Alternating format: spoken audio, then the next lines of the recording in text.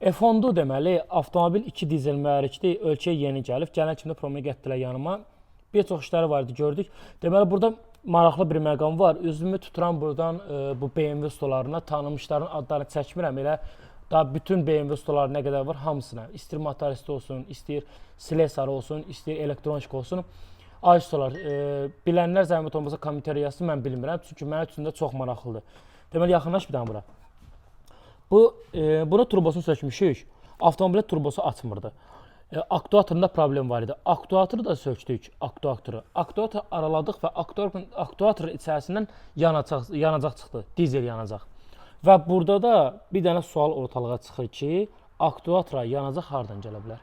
Yağ görmüşük, hansısa ştepsin içərisindən, ştekerin içərisindən yağ gəlməyi halların bunları görmüşük.